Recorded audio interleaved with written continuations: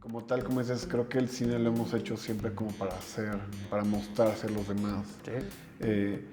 Algunos lo harán como por aceptación, algunos lo harán como por llenar un hueco, no sé, como muy histriónico de yo soy, ¿no?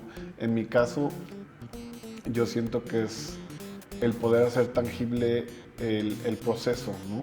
Ya cuando por fin te puedes relajar y decir, puta, ya.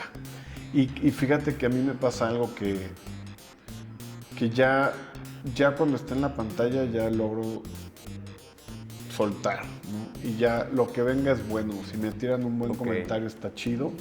Si me tiran un mal comentario, pues es aprendizaje.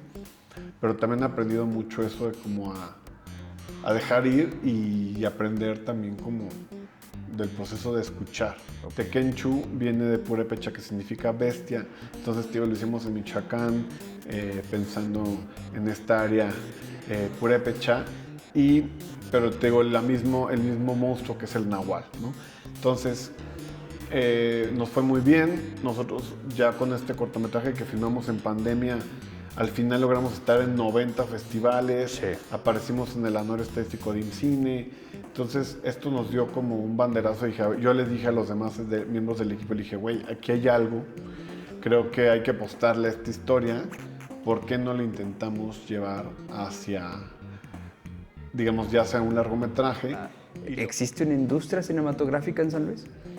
Yo creo que existe, pero como mencionas, muchos siguen viviendo en la Ciudad de México por el hecho de que allá está la chamba y muchos de los locales son chavos que están empezando a filmar, que están empezando con sus proyectos, muchos en el área académica, ¿no? Muchos cineastas están dando clases y te digo, creo que estamos apenas como arrancando este proceso de decir, a ver, creo que es momento de creernos un poco más como industria y de intentar apostarle a lo que digo, que pasa esta ley de cine para que nos dé certeza, y certeza en el sentido de poder atraer inversión del extranjero o inversión de la Ciudad de México, pero que se pueda quedar en los espacios o digamos, la apuesta sea que la derrama sea local.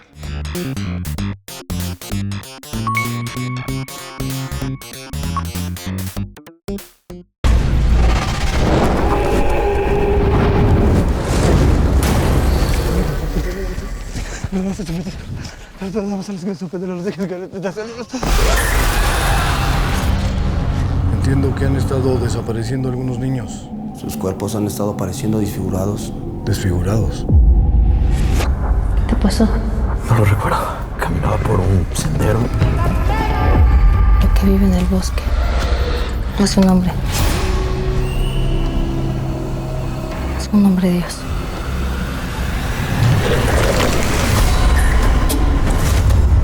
Vestigios de viejas creencias. Hombres que caminan en forma de animal.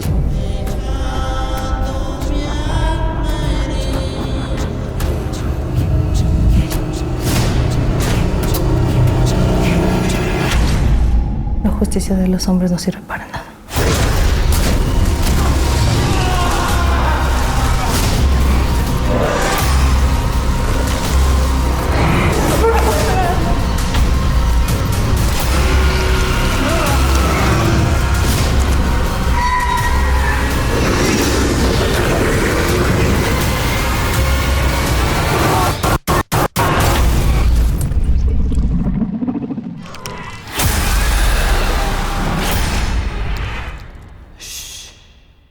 Es que esto es una charla de cuates en el café, literal. Y me gustó el spot y es la primera vez que grabo así como... Uno y uno. Sí, frente a frente. Normalmente las charlas del podcast son los dos frente a la misma cámara, pero no, vamos a jugar con este formato a ver qué tal queda y capaz que estrenamos formato nuevo. Excelente. Y nos quedamos con un formato nuevo de charlas de café. Excelente. Yo sin café porque no soy tan cafetero como tú. Jalo. No lo acostumbro, pero bueno. Carlos Matix, bueno, Matienzo, pero todo el mundo te dice Matix acá con la banda. La banda me dice Matix, fíjate que es un tema de generación y hay mucha banda, más que nada las mujeres yo creo que estuvieron conmigo en la secundaria, algunas me dicen Carlos. ¿no? Carlos. Mi esposa me dice Mati. Pues, ¿También? Sí, ya, así fue. Yo, ahorita estábamos haciendo memoria, ¿no? Yo te conocí en una etapa en donde estabas todavía en el Inter de Ciudad de México, San Luis Potosí. Sí, bueno, yo me fui, terminé la carrera en el 2009, me fui para Ciudad de México porque vino aquí a San Luis, no sé si te acuerdas, pero se filmó una película que se llamó Hidalgo, la historia jamás contada. Sí. Justo en el tema del Bicentenario andaban con ese ruido. A mí me tocó estar en esa película en producción y hice buenos compas y luego que terminé la carrera dije, pues me voy de aquí y me fui a México a chambear. Ahí estuviste. Y yo te conozco en un proyecto en el Estadio Alfonso Lastras. Estabas ahí trabajando con mi carnal, con el Memo Mena. ¿Cómo le dices? El Memo Mena, o famosamente conocido como el Mema Meno. Ese. No, te creo. No, está bien. No, hombre, Memo Mena. Que él se quedó, pues ya, ni modo, ya oriundo en la Ciudad de México, pues ya hasta familia tiene ya. Pues es que, fíjate que creo que es muy cómodo la Ciudad de México para arrancar. Yo creo que ahora tu carnal va a ver el reto de cómo es tener familia allá. Sí. Y yo por eso quizás, o sea, bueno, mi esposa es de San Luis, nos regresamos porque sí, con el chamaco cambia la cosa. Pero te puedo decir que afortunadamente los tiempos se van acomodando y yo creo que lo que me vino a dar un poco más de paz fue que ya mucho es en línea, ¿no? Claro. Que ya no tienes que estar ahí, que ya no te piden hacer las juntas presenciales, sino que ya te dan chance de hacer calls. Si puedo hacer 20,000 calls, por eso tengo una cafetería, no me puedo sentar a tener mis conferencias por ahí y ya no tener que estar yendo, no sé, yo antes iba a México, no te miento, iba de jueves a domingo y me regresaba y así, no, era una locura. Yo le estoy viviendo esa locura por culpa de el señor Don Paulo, el hijo de Memo, que estoy yendo casi cada 15 días a la Ciudad de México. Es una locura, pero bueno, todo sea por el bien de la familia, ¿no? Exacto. Pero bueno, regresémonos mucho en el tiempo antes de regresar al presente, que es lo más emocionante que te está tocando vivir. ¿Naces en San Luis Potosí? Soy potosino, nazco aquí en el 86. Ok. Ya este año cumplo 40. Bienvenido. Entonces, no, contento. Sí, toda mi familia es de San Luis. Prácticamente, pues sí, he estado muchos más años en San Luis Potosí y lo mismo me hizo regresar, ¿no? Ok. ¿Estudias comunicación? Estudio comunicación. Yo fíjate que te puedo platicar, yo como desde los 15 años ya tenía la cosquillita del cine. Tuve la oportunidad de irme a estudiar a Estados Unidos inglés a un pueblito en Nebraska. Completamente yo creo que era el único mexicano en ese espacio. No había nada de cine en la redonda, pero me tocó quizás una ventaja, algo padre, fue que en la casa donde yo vivía me tocó como en el sótano.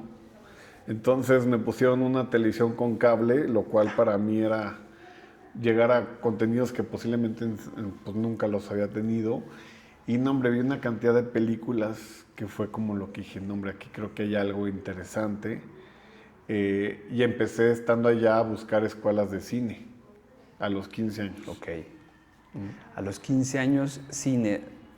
¿Nunca por tu cabeza pasó otra cosa antes? ¿Estudiar otra cosa?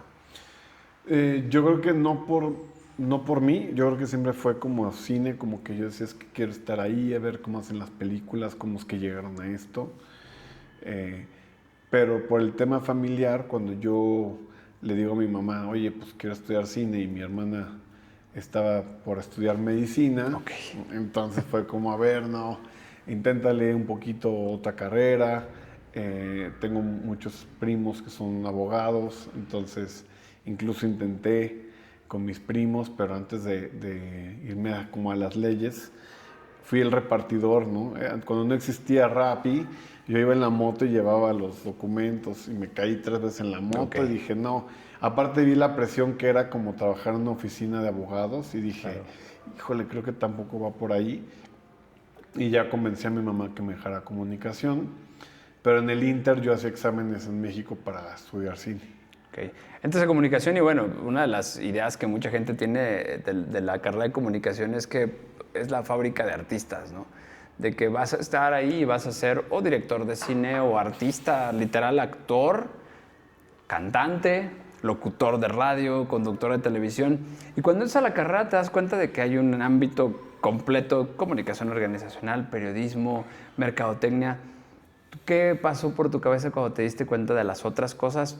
Tú clavado en el cine desde que entraste, los medios te llamaron, descubriste otras cosas. ¿Cómo fue? Creo que a mí lo que me dio, pues, mucha información, creo que buena, fue aprender cómo investigar, ¿no? Okay. Como adentrarme más en ciertos temas. Me gustó mucho, por ejemplo, la materia de periodismo. Pero yo donde creo que fue el gran logro es cuando tuve la materia de apreciación cinematográfica con el maestro Montero, que si bien recuerdo fue como entendí ya cómo analizar las historias. Analizábamos desde no sé, cuentos, ya un poquito más como algunas ficciones o algunas obras literarias, y a partir de ahí empezamos como a entender cómo llegaban de las letras a la pantalla, ¿no? Claro. Entonces yo de ahí incluso empecé también a hacer algunos cursos de guión en el Centro de las Artes, a meterme un poco más como en el tema audiovisual, porque creo que en sí la carrera sí tenía muy limitado el área de medios, Sí. ¿no? No por otra cosa, yo creo que simplemente va por generaciones, y yo creo que las generaciones anteriores a la mía pues no estaban tan enfocados como a medios. Entonces yo busqué chamba en lo que fuera completamente audiovisual, y di con una productora. Ahora que me platicabas de la EBC, era una productora que hacía un programa para el Canal 11 que se llamaba Tiro de Piedra. Okay. Y en la Tiro de Piedra era Sebastián Pérez y Diana Harris eran los conductores. Víctor Huerta era el que estaba encargado de la parte de cámara, producción audiovisual. Y a mí me metieron ahí de colado. Todavía se filmaba como mini DV, y a mí me tocaba hacer las transcripciones de todo el material para pasarlo a la computadora. Entonces yo arranqué como editando, como siendo el montajista, pero en la fase preliminar. Okay. O sea, yo les dejaba porque eran creo que 4 cámaras, las 4 cámaras ya jalando en un timeline, y de repente me tocaba ir con cámara a mí operar y aprender. Pero imagínate, eso fue en el primer semestre de la carrera. Yo ya estaba pues más apegado a lo que me gustaba, ¿no? Entonces empezaste y ahí ya descubriste, dijiste, de aquí soy. Me sentí muy cómodo. Luego fíjate que la primera temporada se hizo completamente como a distancia, y hubo una que dijeron, no, vénganse acá al canal a firmar, y filmamos como 4 episodios estando ya en el Canal 11. Entonces me tocó ir bien chavo, perderme algunos días de clase, me fui con toda la producción allá, y ya vi como el armado completo, ¿no? Cómo era el director de cámara, cómo funcionaba el gaffer, ciertos elementos que uno no conoce en San Luis, y dije, no, creo que aquí está, ¿no? Y fue que un poquito fue evolucionando esta productora. Al final como que el programa tuvo esta recepción en México, ya no hubo otra temporada. Entonces la productora en la que estuve evolucionó a una revista de sociales, y me tocó a mí llevar más la parte como de foto. Ok. Regresas, terminas la carrera, eventualmente viene la producción esta de Hidalgo, que también ahí tomaron, recuerdo, y corrígeme si estoy mal, mucha gente del UCEM también estuvo en esta. Me acuerdo de Héctor Ramos, incluso Daniel. Ándale, mira, yo justo, bueno, estaba Ulises Castillo. También. Estaban, sí, varios colegas y amigos que ellos estaban en la especialidad de cine digital. Sí, justo. Con Rubén Gaitán. Rubén Gaitán. Con el buen Rubén Gaitán. Y yo era el güey de la autónoma. Porque fíjate que justo Rubén es muy buen amigo de Luis Urquiza. Luis Urquiza es el productor de la película. Se conocen ya desde hace muchos años, y cuando vienen a San Luis pues están buscando y reclutando chavos que puedan echar la mano. y dan los de Lucem, entonces los de Lucem pues se van todos los de la especialidad a la película. Y yo llegué por mi cuenta buscando a ver por dónde. Fui a hacer casting, hablé con Julio Toledo que llevaba el casting y dije, no, pero yo no quiero actuar, yo quiero estar acá. Claro. ¿Cómo le hago? Y hasta que di con el teléfono de Ulises, que Ulises estaba en producción y en locaciones. Y ahí me metí como pude hasta que fui de los potosinos que estuvieron. Por algo los chicos de los SEM no terminan la película porque creo que solamente estuvieron en la unidad de San Luis Potosí. A mí me llevan a Real de 14 y de Real de 14 me voy en el trip y me voy a Morelia y a la Ciudad de México. O sea, yo terminé la película. Ok. Pues quizás porque yo estaba como agente libre, pero también porque como que creo que dije, no, pues aquí soy, ¿no? Yo voy a ser compa, me voy a hacer amigo de todos y me subí al barco hasta que se acabó. Y de ahí agarras entonces el camino a Ciudad de México, conoces gente, te conectas y decides, me tengo que ir. Y fíjate que a mí en ese momento yo empecé con mi cabeza, yo quería hacer foto porque ya venía como de la fotografía. Había hecho el examen para el CUEC, para el CCC. Yo quería ser cinefotógrafo, esa era mi mente. Y llegando allá, pues me dicen mis amigos, oye, sí, qué chido, pero pues nosotros hacemos producción. Y donde está la lana es en los comerciales, ¿no? Sí. Entonces fue que yo arrancó, literal, empecé como asistente de producción. En comerciales después pasé a ser gerente de unidad. De gerente empecé a yo producir ya como productor algunos proyectos que me invitaban, de hecho algunos amigos y colegas potosinos que eran directores, entonces yo empecé a producir ya comerciales, videoclips y fue que hice hasta mi registro de productor, o sea, ya empecé como productor en México y más o menos como en el 16 fue que dije, no, pues a ver, aguanta, creo que ya le pegaste mucho a la producción, pero ¿dónde está la foto? ¿Dónde está ese camino? Lo que querías hacer. No. Y lo mismo, tío, o sea, sí operaba cámara, sí trabajaba con cámara, pero no como yo había soñado. Y llegó un punto en el 2013 hice mi productora con unos amigos, con Roberto Chávez, que es mi actual fotógrafo, y con este Tato Grajeda, un muy buen amigo que también es músico. Y al final, pues te digo, como que nos dimos cuenta que los tres estábamos muy metidos en la foto, los tres, en una productora. Entonces uno tuvo que tomar la decisión como decir, no, pues hay que... De hecho lo intentamos como vamos a dirigir algunos proyectos cada quien y vemos a quién le va mejor, ¿no? Okay. Y ahí fue cuando dije, no, pues creo que lo mío está más acercado a la dirección. Ok. Haces esa carrera. Fíjate que ahorita que retomas eso, a mí me sorprende mucho la cantidad de... Bueno, tú debes de conocer mucho más, ¿no?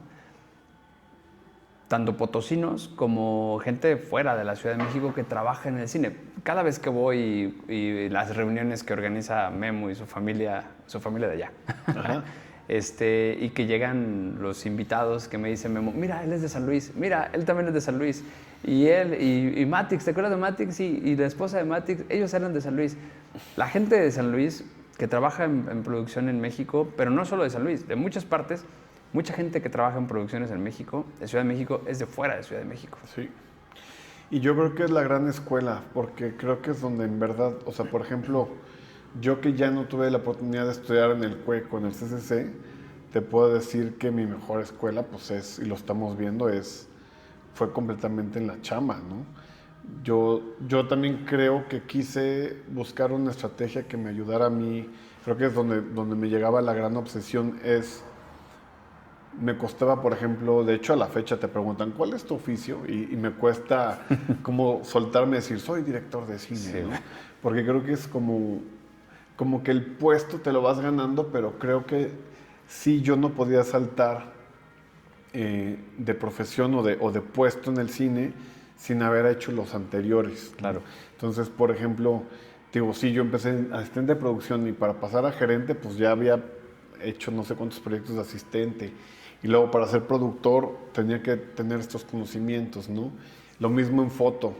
Digo, yo fui asistente de cámara un buen rato y ya cuando iba a pasar a ser director de fotografía, ahí fue cuando dije, no, creo que no es por aquí. Me fui a hacer la dirección, pero empecé asistiendo directores, ¿no? Claro. Asistente, primero fui segundo asistente de dirección, después primer asistente, después ya me animé a hacer mis cortometrajes como director, pero sí es una carrera que es sumamente, no lo puedo decir elitista, pero sí creo que los roles se respetan y te das cuenta cuando uno tiene el conocimiento, no nada más en la chamba, ¿sí me entiendes? Okay. Ahí es donde te puedes dar el quemón. No, es que yo soy asistente de dirección y en la primera chamba que te toca hacerlo no lo estás haciendo, la gente de alrededor sabe que no eres, ¿sí me entiendes? Okay, o sea, no hay sí, forma sí. de huir. La chamba se sabe y te das cuenta quién sí, quién no y quién nomás está bloqueando, ¿no? Claro, sí, sí, y me imagino que justo eso, ¿no? Ciudad de México es brutal, si no lo sabes hacer, atrás de ti hay 20, 40 pelados que están esperando tu puesto. Y la verdad es que sí no se toman no, es que es muy buena gente, hay que echarle la mano. No, la cagas y te vas. Con permiso. Exacto. Y por ejemplo, Memo, que yo recuerdo, por ejemplo, tu carnal, pues lo mismo, yo me acuerdo que él empezó de boom Sí. y después subió ya a ser, digamos, el sonidista. Ya tiene entonces él a su cargo varios personas que van con el boom y luego se metió a la postproducción. Por si me entiendes, como que siento que los pasos a seguir pues sí están en la chamba, pero también te digo, es una jerarquía que nada más por conocer el trabajo te das cuenta. Y ya, por ejemplo, cuando ves un set o estás caminando en la calle y ves que hay una filmación, yo te lo juro que ya me siento y nomás por ver a las hormiguitas chameando ya sé cuál es cuál. Ok, ¿no? sí, pues bueno, la ya sé experiencia. que este es tal, ¿no? Y eso, te digo, eso se aprende porque, te digo, parecerá que es muy libre el cine y muy creativo, pero no, hay unas reglas muy claras a seguir y es donde, digo, también creo que esa estructura me ayudó como a entenderme que no estás como en algo que es completamente ambiguo, Claro. ¿no? Sino que también hay un poco de estructura, ¿no? Sí, no, debe ser.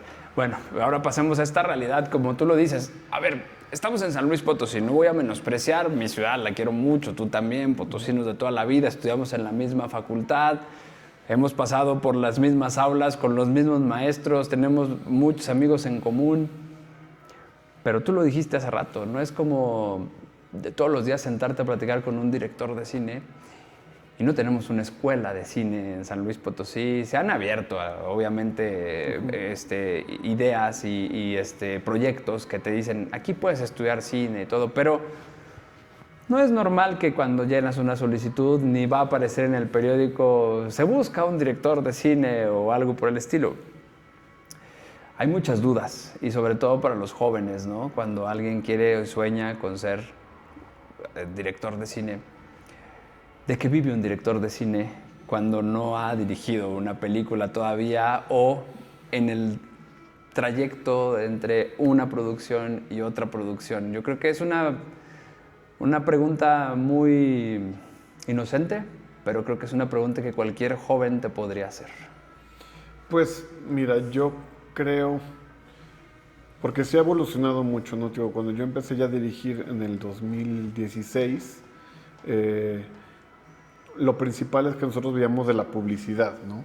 Normalmente estábamos muy conectados ya con la productora, teníamos algunos clientes fijos, y si era hacer, por ejemplo, pequeños comerciales de un presupuesto moderado, de repente hacíamos otros, o lo que te decía que me tocaba asistir ciertos directores, entonces vivía asistiendo a directores que ya tenían más chamba, y yo en lo particular empezaba a hacer como mi reel de director, ¿no?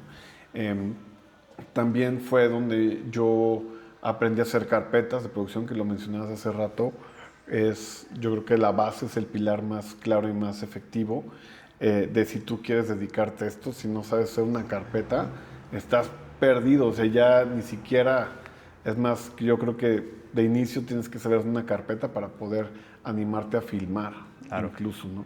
Entonces, yo fue que con prueba y error empecé haciendo carpetas que mandaba en cine, que se burlaban el jurado y me decía, estás loco, porque con esa lana no se te alcanza un green screen y una locura. Ya tenía en mi cabeza, ya eran personajes que parecían del otro lado del espejo. No, y te lo juro que el jurado, pues muy amablemente te dice, güey, estás loco, ¿no? Okay. Entonces, la siguiente carpeta, entonces dije, bueno, si yo en esta anterior tuve estos errores, me puse a ver todos los cortometrajes que habían ganado en el año anterior, me puse a estudiar, dije, a ver, creo que por aquí va, y fue cuando yo entonces hago la carpeta de Escondidas, que fue el proyecto en el cual nos ganamos el estímulo en San Luis Potosí, y como tal ya fue el primer cortometraje, ya pude dirigir con todas las letras, ¿no? Con un crew, con un productor a un lado, o sea, directores de cada área, muchos amigos de aquí, la verdad es que muchos potosinos, pero sí fue cuando ya pude en sí sentir como ya estás cobijado de muchas personas, a ver cómo te va, ¿no? Y ahí fue donde me hice adicto a las convocatorias, entonces ya de repente ya tenía un año, no te miento, en mi Drive, tenía 8 carpetas listas como para empezar a meter por todos lados. Entonces te digo, en el tiempo yo aprendí a hacer carpetas, a escribir guiones, en el Inter, que no tienes chamba, y asistir dirección, porque era lo que me daba chamba fija. Normalmente si ya eres asistente de dirección en una película, pues se te paga bien, puedes vivir de eso. Hasta que llegan los chamacos, ¿verdad? Sí. Ahí, por ejemplo, en este relajo todavía no tenía familia, o sea, bueno, estaba mi esposa, pero no tenía hijos. Y te digo, yo algo que le digo mucho a los chavos, que es un gran aprendizaje y también un poco un golpe de realidad y de humildad, yo les digo, güey, no puedes dedicarte únicamente a una cosa. Claro. No puedes únicamente tener, como dicen, todos tus huevos en una canasta. Sí, claro, ¿no? Claro. Entonces totalmente. fue que aquí justo en San Luis, cuando me regresé, empecé como a diversificar y abrí una cafetería. He estado intentando involucrarme también ya en otros proyectos que son fuera como del cine, o ya empecé también a producir proyectos que no son míos, ¿no? Proyectos que no son de terror, que no son de género, pero que sé que por hacerlos me van a dar... Te va a dejar algo. Esa estabilidad que posiblemente, si nomás me dedico a ser director, no va a pasar. Claro, entonces, sí. pues sí, ahorita soy guionista, soy productor ejecutivo y soy director. No puedo únicamente hacer una porque, pues, como dices, es complicado. Sí, claro. La estabilidad no se da todavía. Estamos en ese proceso, ojalá ya solamente te pueda decir en unos años, ya nomás soy director, ojalá. Claro. O posiblemente diga, oye, nomás soy productor, ¿no? Pero bueno, creo que lo que sí le hemos terqueado desde que arranqué en el 2003 hasta ahorita, no nos hemos bajado del mundo del cine. Y sigues, es lo que te iba a decir, sigues en el trip, en el vicio, en el sueño de vivir del cine. Exacto. Y es algo que estás logrando y creo que viene la mejor parte. Así es. O al menos la más emocionante. Sí. La estás viviendo y viene lo mejor. Y justo hace rato que estaba con mis alumnos, les decía, voy a entrevistar a Carlos, y Carlos es un director de cine, y una de las cosas que a mí más me inquieta, me pongo en tu cabeza y digo, después de todo, de haberlo escrito, de haberlo filmado, de haberlo montado, de haberlo visto, ya, y corregido, y una y otra, verlo en la pantalla y mostrárselo al público. Debe ser una cosa que dices, ay, no sé, ¿qué se siente la primera vez que se lo muestras a un público? Ahorita vamos a caer en la parte del guión y de qué es, pero quiero esa pregunta. Cuando tú le muestras, no me hables de la película, pero de cualquier otra cosa, de Escondidas, de un corto, de un comercial, cuando le lo muestras a un público, ¿qué sientes? ¿Qué esperas? ¿Quieres que se asuste, que se ría? Bueno, la reacción que buscas, ¿no? ¿Qué sientes? ¿Te da nervios? ¿Te da...? ¿Qué sientes? Pues, mira, creo que es el sueño, o sea, creo que es el momento en donde en verdad lo haces tangible, ¿no? Sí. Porque, como tal, como dices, creo que el cine lo hemos hecho siempre como para mostrarse a los demás. Sí. Algunos lo harán como por aceptación, algunos lo harán como por llenar un hueco, no sé, como muy histriónico de yo soy, ¿no? En mi caso, yo siento que es el poder hacer tangible el proceso, ¿no? Ya cuando por fin te puedes relajar y decir, puta, ya. Y fíjate que a mí me pasa algo que ya cuando está en la pantalla ya logro soltar, ¿no? Y ya lo que venga es bueno. Si me tiran un buen comentario está chido. Si me tiran un mal comentario, pues es aprendizaje. Pero también he aprendido mucho eso de como a dejar ir y aprender también como del proceso de escuchar. Ok. Ya también creo que ya lo pasé ese miedo como de qué van a decir de mí o no. Ya la verdad es que ya el hecho de poder verlo en la pantalla ya te aliviana mucho. Yo he escuchado... Es concluir, ¿no? Sí, claro. Yo he escuchado de pintores que se han metido al museo a darle otro retoque porque no les gustaba o la vuelven a ver y dicen, no, me faltó algo. ¿Te pasa? Sí, claro, no, hombre. Ya esta última, ya cuando la ves por 20ª vez, Sí. ya sé qué momentos me gustaría cambiar, pero también te puedo decir que creo que es muy sano dejar ir, ¿no? Así, bueno, ya acabé, ya lo que está, y si algún momento en la vida me dicen, oye, ¿por qué no cambiaste esto? Puta, digo, güey, pues ya. No Se pasó, fue. Se fue. Hace un director's cut después de ya. Sí, pero por ejemplo, creo que también es válido, y fíjate que me lo platicaba, bueno, lo platica siempre con amigos, ¿no? En este caso con Andrés Kaiser, un gran amigo, claro. También director, me decía, a ver, güey, mientras la historia se cuente y posiblemente no tenga la continuidad, o hay un error de ahí, o de repente se ve un boom, y dice, güey, con que se cuenta la historia, sí, claro. y al final se cuenta el mensaje, o sea, lo puedas ya ver tangible en la pantalla. Y a veces esos errorcitos ya son demasiada obsesión, ¿no? Sí, o sea, claro. de uno. Sí, pues sí. Digo, creo que es hasta muy humano y muy de artista no estar complacido con lo que haces, porque si no serías que perfecto y hablaría incluso hasta mal de ti, ¿no? Y algo que a mí me funciona es, yo pregunto mucho, ¿qué entendiste? Ok. ¿No? Entonces, no, pues esto. Ya si la historia se contó, te juro que ya digo, palomita, ya ni siquiera me voy a clavar, porque siempre creo uno como director, quieres como que tu obra sea o hable muy bien de ti o digan, ¿no? Por ejemplo, en mi caso, en esta película, que bueno, si quieres podemos empezar por ahí, pues es una película independiente, es una película en la cual alguien le apostó en la visión, en el proyecto, pero hay dinero involucrado. Claro. Entonces yo creo que ¿qué hubiera pasado si yo tuviera la misma película pero con un fondo de IMCINE? El resultado había sido completamente distinto. Ok. ¿No? ¿Por qué?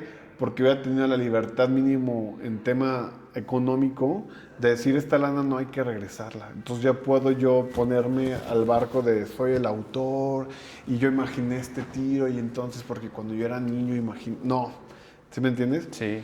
Y esta que es independiente, pero hay una lana, hay una responsabilidad, te lo juro que todo el tiempo dije, esta tiene que vender.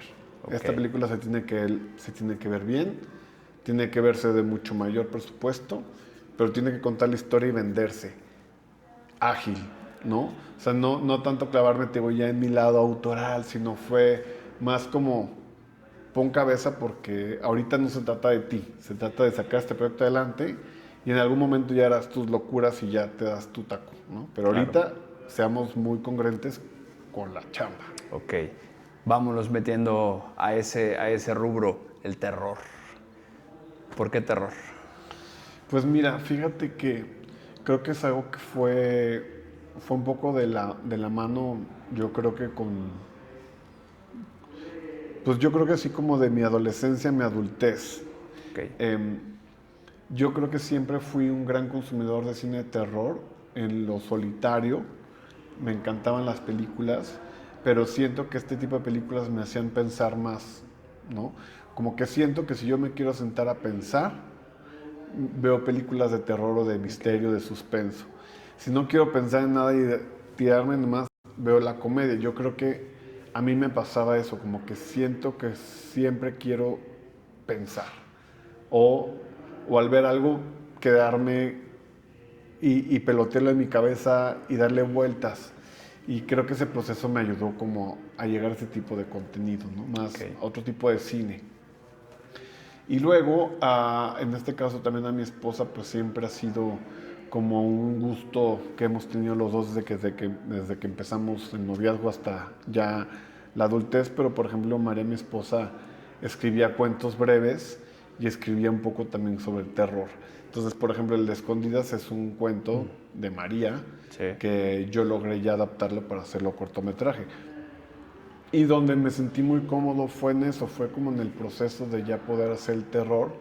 Descubrí que dije, oye, mira, creo que por ahí traes el pace, traes como el timing correcto, la forma de contarlo va por ahí. Y fue donde me sentí más cómodo, la verdad. Con el terror. Hay como esta parte de, en México, yo le digo el terror de rancho, ¿no? El terror de que nos contaban los abuelos, el de se me apareció el muerto, el del cementerio en la escuela, pero el antaño, ¿no? El terror que se cuenta en México muchas veces no tiene nada que ver con el terror que se cuenta en los Estados Unidos o en el primer mundo, ¿no? Por ahí sí, un par de películas a mí me gustó mucho, por ejemplo, The Witch, que sí te cuenta ese terror rural de los Estados Unidos. Y bueno, una serie de películas como Huesera, como El Turno Nocturno, que también retoman un poco las leyendas. ¿Ahí podríamos poner la película? Sí, justo. Yo creo que nosotros desde que empezamos a escribir el guión ya pensamos en la figura del Nahual. Esta figura que es completamente mística, que la tenemos incluso desde tiempos de la conquista. Hay códices donde hablan ya de esta figura. Como dices, en los pueblos, en los ranchos se habla del Nahual. Sí. Entonces, para mí también creo que era importante, verlo más como una leyenda, como una posibilidad de un monstruo muy mexicano. Un terror, si lo queremos ver, es un terror folclórico. Claro. Entonces, sí, yo todo el tiempo que empezamos ya con esta historia lo veía así. Sí, jugando un poco también con el tema de que, por ejemplo, en México pues no existe la figura del detective, pero puedes adecuar cierta figura, un policía judicial de cierta forma para que dé los tintes de esta investigación. Pero siempre, te digo, creo que en México tenemos pues mucha carnita de dónde agarrar en el tema del terror. Y en el caso, por ejemplo, nosotros que estamos llevando esta película del ritual del Nahual, pues es completamente como un homenaje a este tipo de historias, ¿no? Estas leyendas que nos contaban los abuelos, que si ahorita tú googleas Nahual, seguramente hay alguien en la Huasteca diciendo que se apareció uno, ¿no? Y yo creo que es el momento, creo, en nuestro México de contar estas historias. Y justo, caemos todavía más hacia el lado de la película y más hacia el lado de San Luis Potosí, porque te fuiste a comunidades Tenec. Metiste incluso... Digo, no he podido ver la película yo, pero sé que ahí metiste algo de su idioma, su lenguaje Tenec. Ajá. ¿Te fue a ti necesario utilizar San Luis Potosí por tu origen, por una cuestión de contrato, porque tú desde el guión lo planteaste, o cuál fue la necesidad de meter la cuestión Tenec? Ya me contaste lo del Nahual, porque una cuestión sí la buscaste, de que sea así este terror de leyenda, pero lo de Tenec, de que incluso nace de un corto, ¿no?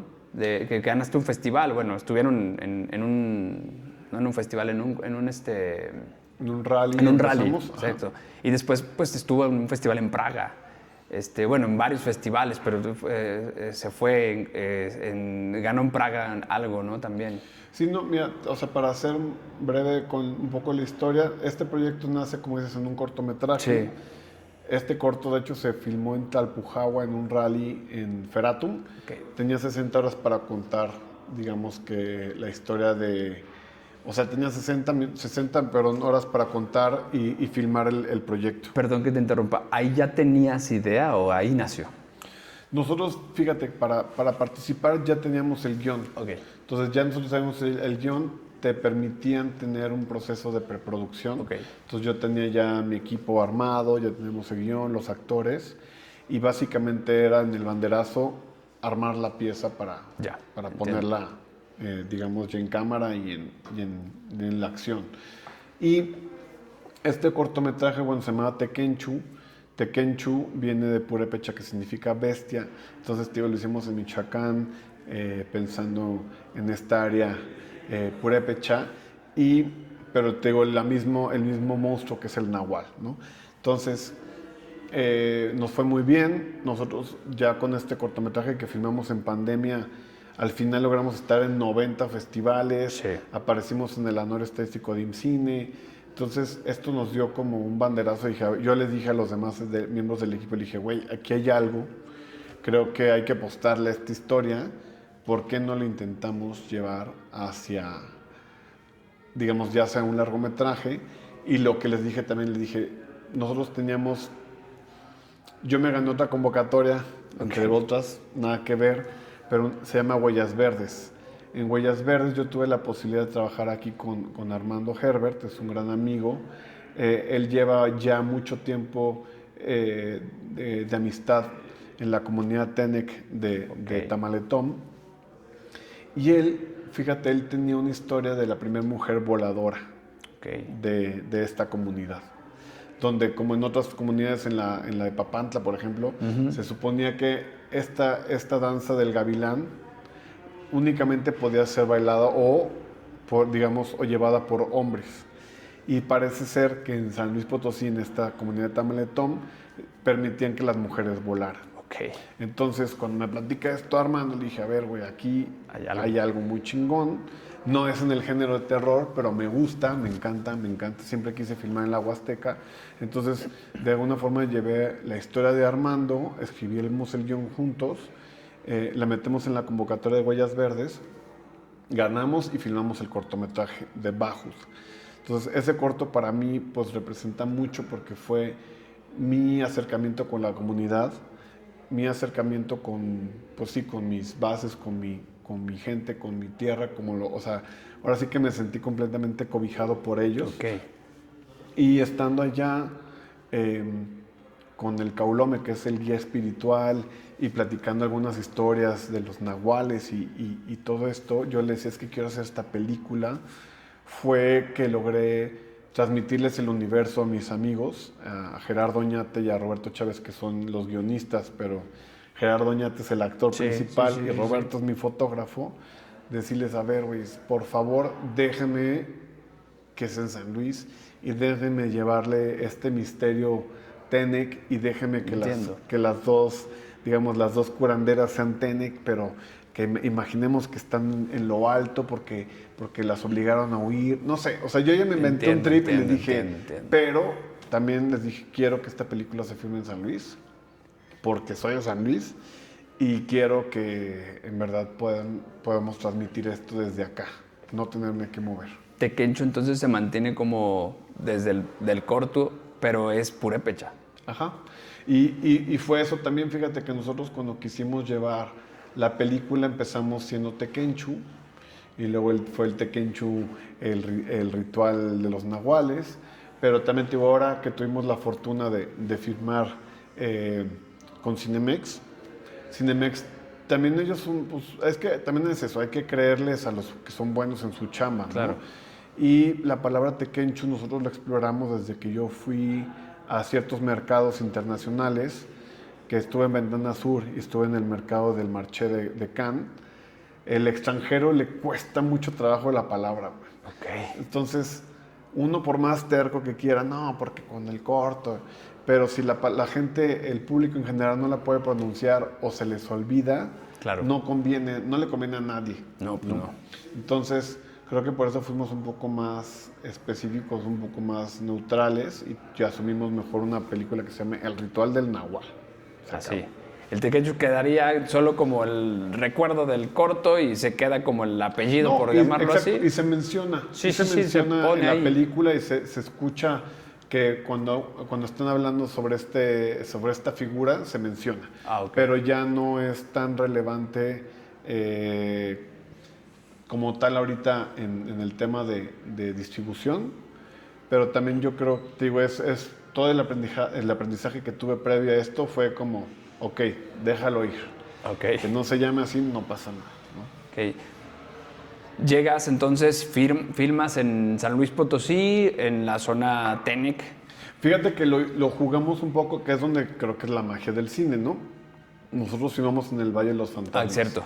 Que aquí estamos a 40 minutos. Sí, Entonces, sí. nuestra base era San Luis Potosí Centro.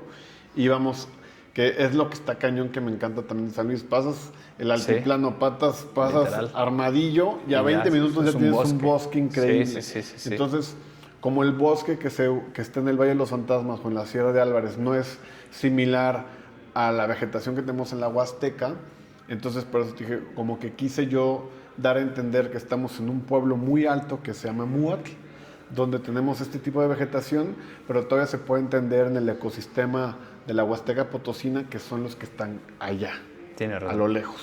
Tienes razón. Sí, bueno, está ambientada, filmada aquí en Valle de los Fantasmas, pero trasladaste la idea de estar en la zona Tenec en la película, ¿no? Exacto. Es lo que tú lo quisiste, por lo que cuentas, de ponerlo en tu guión. Y nuestros personajes, bueno, en el caso de Isabela y Teresa, ellas visten como Tenec, ¿no? Okay. Tienen el Petop, tienen el Quesquemetl, tienen, o sea, toda esta... También jugamos con ciertos tonos, ¿no? Para que se viera, pues son Tenec, pero son como más dark, ¿no? Tienen Claro. otra onda. Pero obviamente respetando siempre que ahí, gracias a Armando, que Armando, gran amigo y fue nuestro asesor cultural, Okay. tuvimos siempre este acercamiento como a ver cómo las vestiríamos, cómo jugamos con este espacio, cómo damos homenaje sin caer en lo burdo que te pueda decir a una persona, oye, no te pases, ¿no?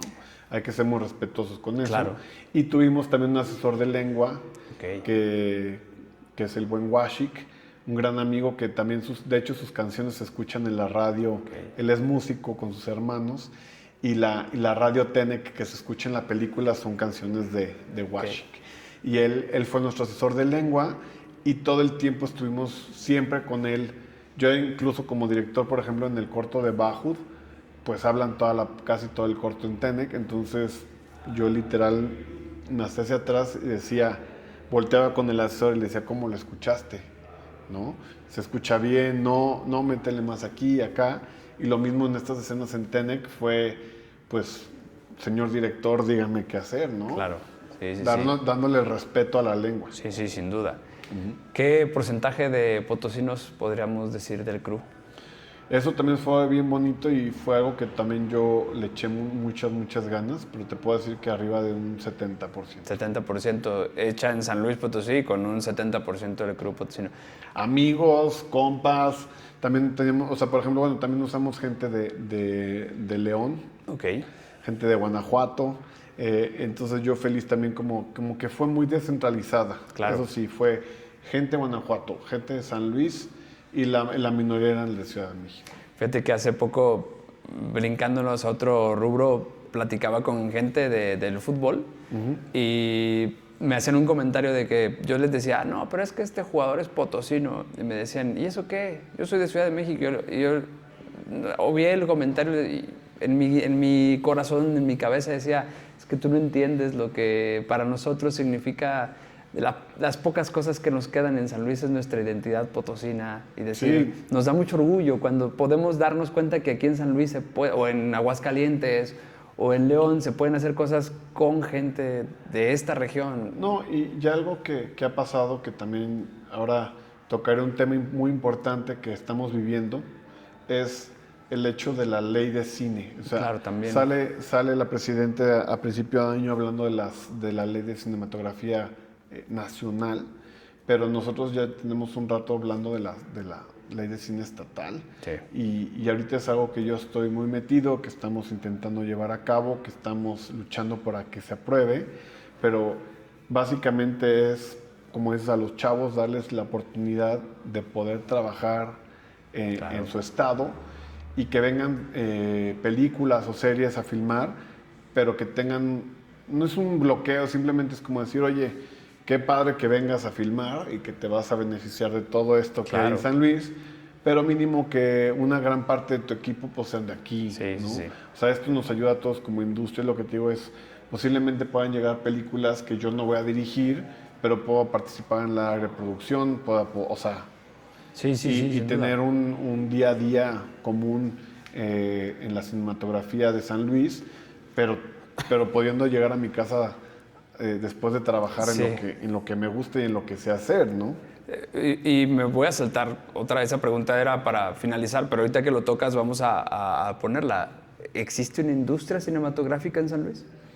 Yo creo que existe, pero como mencionas, muchos siguen viviendo en la Ciudad de México por el hecho de que allá está la chamba y muchos de los locales son chavos que están empezando a filmar, que están empezando con sus proyectos, muchos en el área académica, ¿no?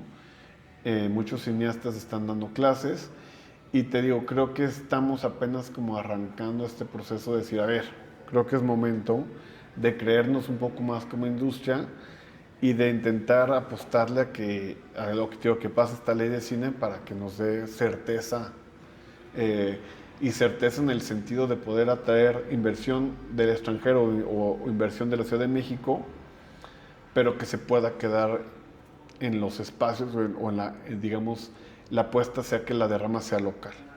Sí, no, sin duda.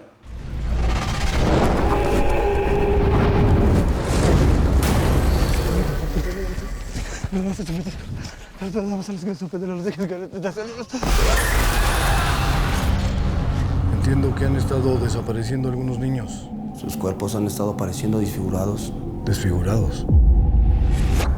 ¿Qué te pasó? No lo recuerdo. Caminaba por un sendero. Lo que vive en el bosque. No es un hombre. Es un hombre de Dios.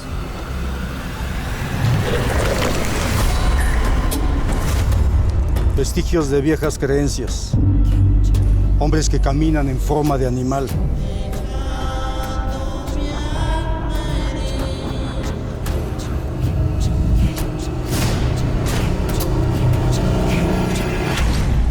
La justicia de los hombres no sirve para nada.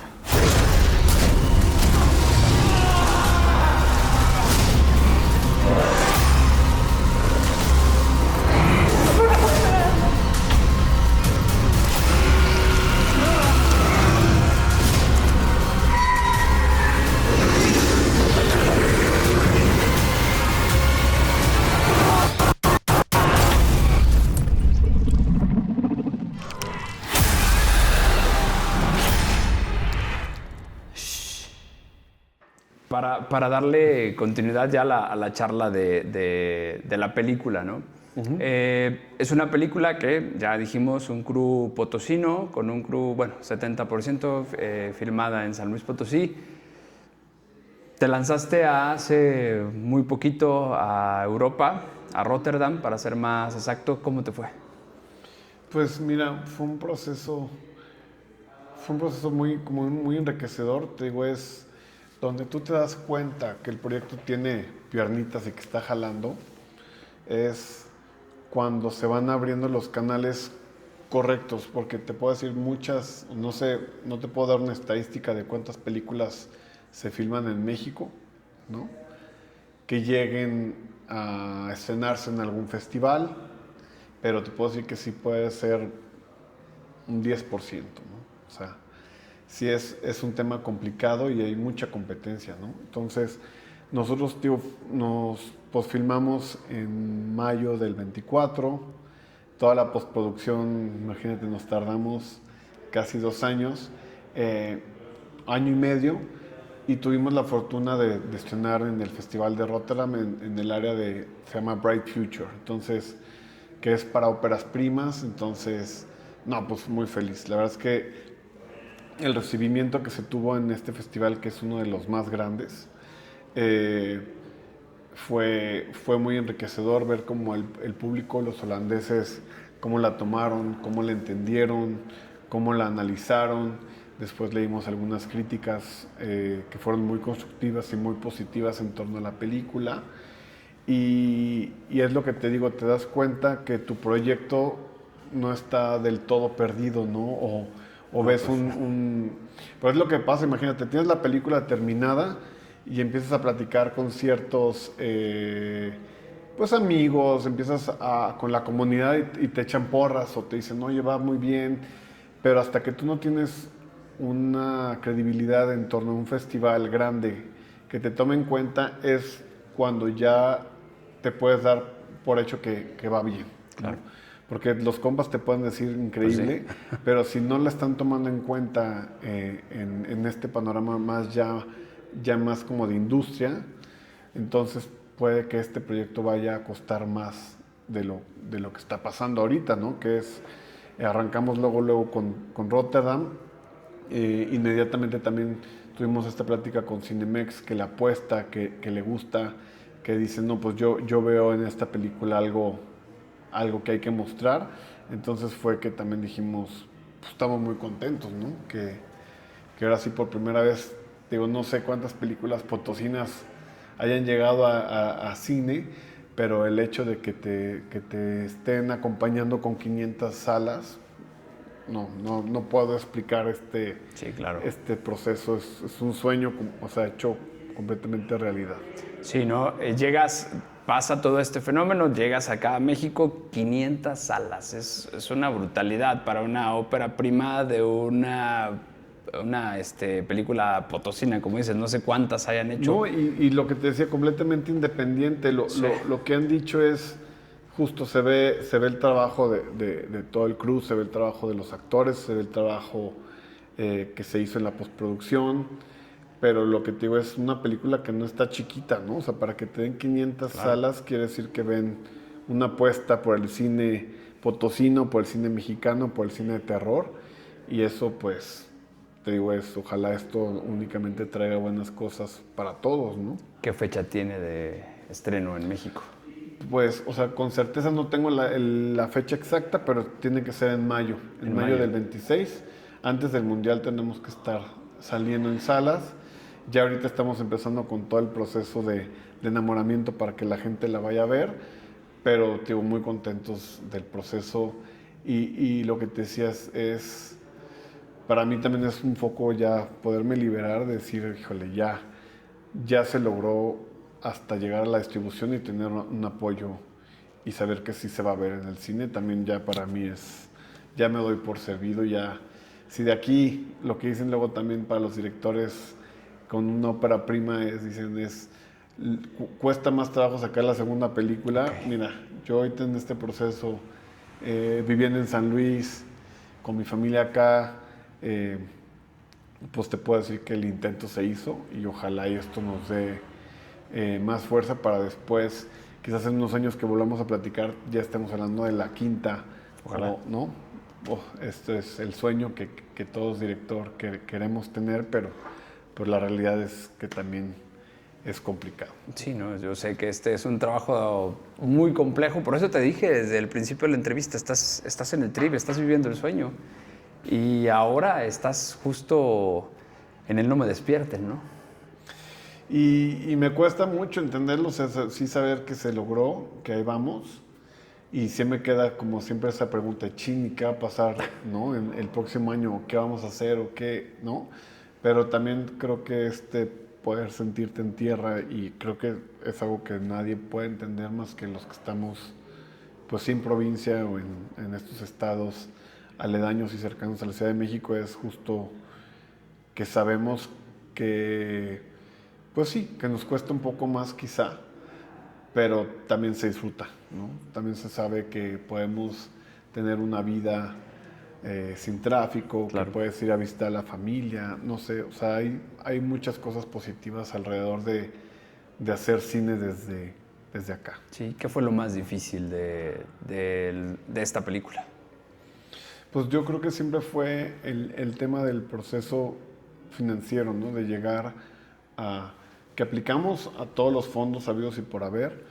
Siento que en México ahorita estamos viviendo una competencia que va, o que de alguna forma iba más equivalente a cierto tipo de películas, comedias románticas, ciertos actores, ciertas productoras. Entonces yo espero que esto también abra el paradigma para que empiecen a creer en películas que son fuera de la Ciudad de México, que también son de horror o que son ciertas historias que vale la pena conocer. Y ahorita creo que estamos demostrando que independientemente lo hicimos, ¿no? Estamos contando una historia completamente situada fuera de la Ciudad de México, con una cosmología completamente foránea, pero creo que también vale la pena decir que pues ahí vamos y que se está haciendo y que este tipo de historias merecen ser contadas y merecen ser financiadas también. Sí, no, es un gran ejemplo. Ya para ir finalizando, cerrando esta charla, la gente que no conoce tu obra, tu trabajo, y que los tienes que invitar a ver una película de Carlos Matienzo, ¿cómo le describirías tu obra? No la película, tu obra primero. Pues yo creo que donde los podría quizás invitar es a, como dices, entender cuál es la obra de un artista que puede ser como más cercano, ¿no? Una persona que vive con su familia en San Luis, que sí luchas por la chuleta, pero que igual que todos, ¿no? Yo lo veo así, yo pues llego a mi casa y siento lo mismo que sienten las personas que van a la zona industrial, ¿no? Entonces, por verlo así, pues sí, como que se puedan ver reflejado en que también en el arte se puede vivir, que también nosotros fuera de este monstruo de ciudad podemos también tener ciertas historias o cierto arte. Por ejemplo, estamos ahora en una galería que yo digo, es donde me siento cómodo de poderlo sentir y vivir. Y pues es eso, yo podría decirles, véanse quizás o reflejado un poco que creo que nos pasa a todos, ¿no? Claro, y ahora sí, la película. Cuéntanos de qué trata la película, de qué va la película y por qué la tenemos que ver. Sobre todo, y te voy a ser honesto, no soy un gran fanático de las películas de terror. Sin embargo, créeme que tu película no me la voy a perder. Pues mira, yo algo que les digo siempre a todos es, mira, esta es una película, es un folclore mexicano, pero tiene muchos tintes de thriller y de misterio, okay, y más como esta área de oportunidad como en la investigación, ¿no? Más como de detectives, ¿no? Porque siento que sí, la gente se espanta por decir terror, pero no, esta creo que es una película un poco más relajada en ese espacio. También porque tengo un productor ejecutivo que creyó en el proyecto, pero también me decía, oye, ¿por qué no la cuentas quizás un poco más sutil, ¿no? Entonces, a veces, como dices, a veces mostrar menos es más o es mejor. Entonces, esta película pues habla de Gabriel, que es un forajido que anda huyendo de unos cazadores en la sierra. Básicamente lo citamos, como te decía, en la zona Tenec, en la parte alta, en Muatl. Llega a la casa de unas curanderas que lo empiezan como a tratar, lo empiezan a cuidar y le explican que existe esta figura llamada Tequenchu que habita y protege a la gente de la comunidad, ¿no? Entonces, básicamente es un thriller porque empiezan a desaparecer algunos niños, mandan a un policía federal a investigar el caso y es donde todas estas historias se empiezan a conectar. Okay. Entonces, pues te digo, es una película que hay que ver, es una película potosina, es una película que no por ser terror, digo, tendría que asustarlos o sentir como que... No, al contrario, yo creo que la van a disfrutar mucho y también pues van a ver mucha gente que estuvo participando, muchos potosinos que estaban en pantalla, muchos actores potosinos también y pues nada, más que va a estar bien chida. Pues sí, no, eso que ni qué.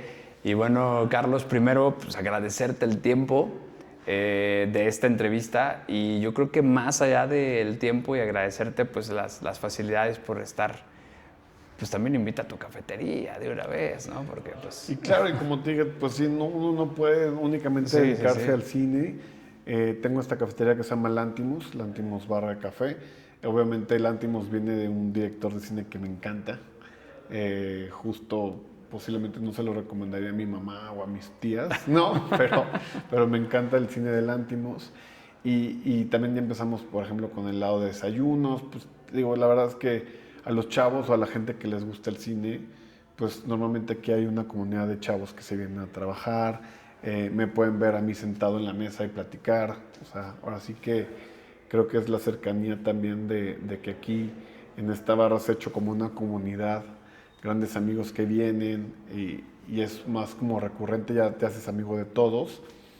Y pues feliz, ¿no? También de explorar el lado del café, que es una de mis segundas pasiones. El café, yo creo que es lo que más consumo en mi vida, entonces saber que va a haber buen café. Sí, no, pues ahí está. Y la otra que te decía, agradecerte el tiempo, pero también agradecerte que sigas en el sueño.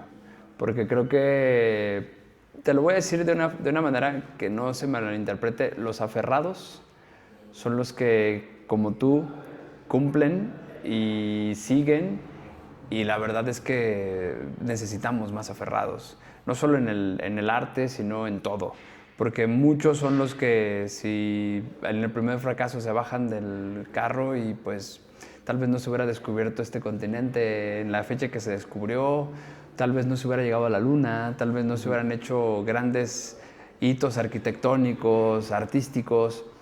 Tal vez no se hubiera hecho Tekenchu corto, Tekenchu película, y quién sabe qué más cosas vengan para ti o para muchos otros. Y yo sé que estás sembrando algo para generaciones de cineastas, futbolistas, científicos, hombres, mujeres, niños, en San Luis Potosí, pero tú eres uno de esos ejemplos que estás logrando algo que no sé si te lo vayan a agradecer o no, pero de entrada yo sí te lo agradezco porque creo que gente como tú se necesita. Y bastante. No, y te agradezco mucho también. Pues eso, sí, uno es muy terco y la balanza es complicada, ¿no? Porque también ya lo puedes ver en casa, ¿no? De, híjoles, qué hora, ¿no? Pero bueno, eso creo que es lo que nos alimenta y lo que me hace feliz y como mucha gente dice, pues creo que no sabría hacer otra cosa más que lo que sé hacer. Entonces, sigamos terqueándole y echarle ganas. Y te agradezco también a ti esta plática, a tu audiencia y que, pues eso, el éxito para los dos. Esto hay que seguirle echando ganas de San Luis y también te agradezco que me des el espacio también para comunicarme con toda esta gente que se puede quizás reflejar un poquito en lo que hacemos. Sí, ¿no? Y aquí, como dijiste, ojalá que en unos meses, años, cuando tengamos otra vez la chance de volver a sentarnos y platicar, sea para seguir hablando de lo que te gusta, que es el cine, y que sean para seguir platicando de muchos más proyectos que estoy seguro que tienen que venir porque pues, lo que haces lo haces muy bien. Y pues éxito, y que este estreno que está a punto de venir en las salas de México se extienda por otras partes del mundo y que te siga acompañando el Nahual. Excelente. Por todos lados, ¿vale? Muy pues gracias. No, hombre, tú muchas gracias. No, pues ya sabes, y pues un saludo al Memo que hay a la distancia. Al Memo Mena. Que ya se regrese un rato, aunque sea. Luego pues, viene aquí también, ¿verdad? Se viene a tomar café, pero ahora va a venir acompañado. Sí, pues ya que ahí vas a tener los lloridos del Paulo, del señor Don Paulo. Yo lo que les digo aquí, es más baby friendly que pet friendly. Sí, ya sé. Pues ya es que los chamacos llega una cierta edad en la que ni modo. Así es. Bueno, gracias. Muchas gracias. Ahí estamos.